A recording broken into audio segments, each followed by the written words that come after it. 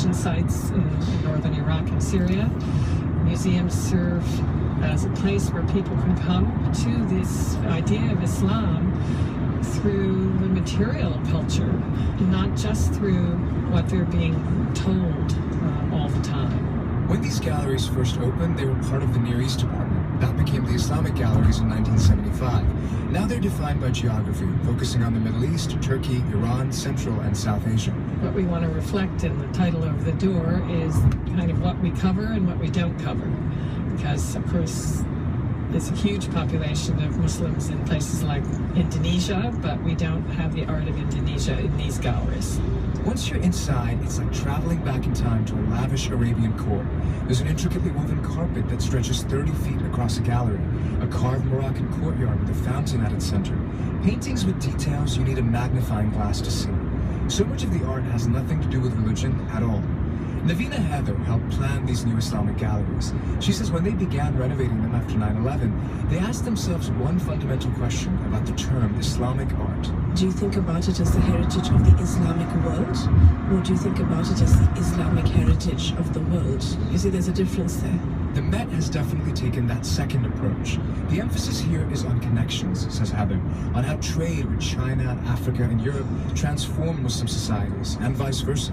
Because you have now cultural threads that extend all the way from Spain to India in this period. You can see incredible little currents of exchange and stylistic influence travel along these lines, and it's perfectly believable that the modeling of a particular metalwork object at one end of this world resembles that at the other end of the world. She points to a peacock-shaped incense burner from India that mirrors a piece from Spain. Miniature paintings designed for Indian kings that include Persian calligraphy and arabesque borders.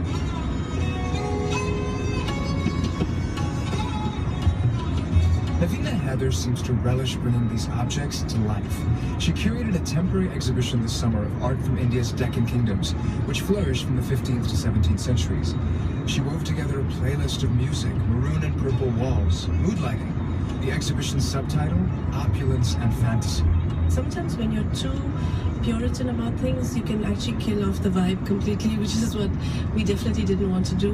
One of the important concepts actually in the Deccan is rasa, is flavor, is juice, is essence. It's interesting you bring up the idea of killing the vibe, because I think that's unfortunately a thing that a lot of people perceive Muslims do, is kill the vibe. I mean, you know, there's something quite austere and puritanical about the way that Muslim societies are arranged, and perhaps that's because of how we think about them now.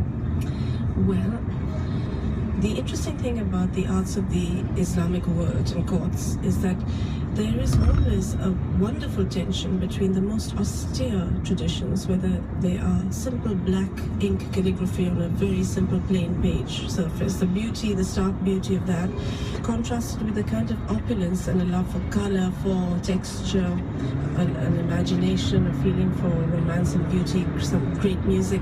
So, you know, you have both ends of the spectrum, and to somehow be inclusive in one's thinking is the best way to go. But as inclusive and inviting as these galleries are, it's hard to keep the crises facing Muslims today out of sight, says Munir Jiwa. He's a professor of Islamic Studies at Graduate Theological Union. I love to go to these galleries and just relish in the beauty and the splendor of those galleries.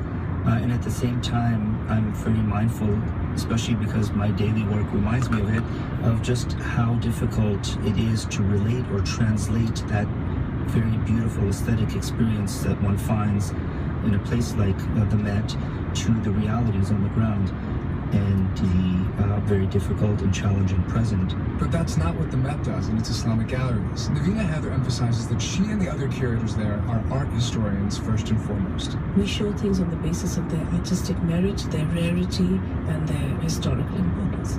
So we don't censor the evidence, we don't promote the evidence, we try to be strictly dispassionate about the evidence. The only place where we allow ourselves any passion is in the artistic joy and excitement of something that's beautiful and elevating and technically accomplished.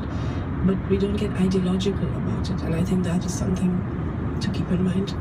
But as you walk out of the Met and you return to the real world, which has a lot less fantasy and opulence, you know, it's definitely striking that the formal idea of Islamic art ends in the 19th century. So, Bilal, what has happened to Muslim artists, and I know I'm asking along a long timeline here, but what's happened to them since the collapse of these Islamic kingdoms? And Adi, that was exactly the question for us starting this series. Islamic art is not a category you can apply to 21st century artists. You know, Muslim art and culture isn't defined by the same borders and geographical regions as it once was, and so many of these collections by Western institutions were started when there was a very different kind of interest in the East and in displaying the East. And so today's Muslim artists live all over the world. Some of them are religious, some of them are not. Some are making sitcoms in Britain, others are rappers in France, some are making digital art installations in New York City. Many of them are political because they've come up in a very political time. And actually, Navina Heather, who's the curator at the Met that you heard earlier, she actually said to me how much she admires these contemporary Muslim artists. Most contemporary artists are very brave people because they actually are willing to take on these issues and not let their expression be suppressed. And if their voices were to be extinguished, the voice of the writer, the voice of the artist, the voice of the poet, and then the evidence of history, that would be a truly terrible, dark world that would descend upon all of us. And so over the coming weeks, we're going to meet some of these people, and we're calling the series Muslim Artists Now. Bilal, we're looking forward to it. Thanks so much for coming in. Thank you, Adi. That's NPR producer Bilal Qureshi.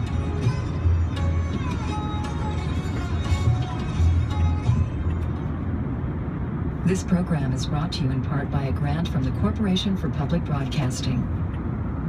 Support for NPR comes from WNYC members and from RingCentral, a cloud communication system that integrates with CRM, sales, and support applications like Salesforce, Zendesk, Box, and now Google for Work.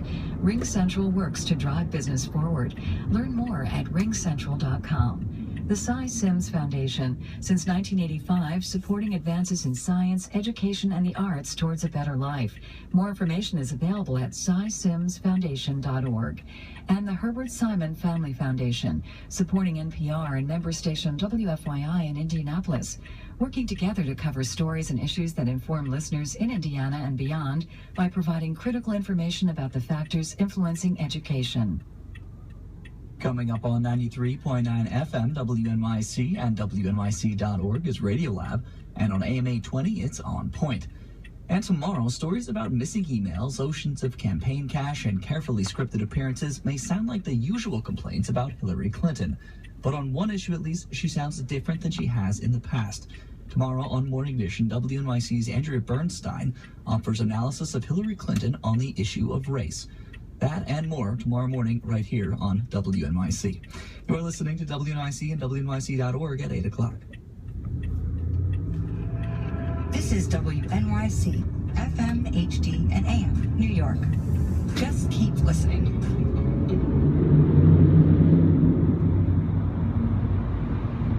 Wait, you're listening? Okay. Hi. You're listening to Radio Lab. Radio From WNYC. Yep.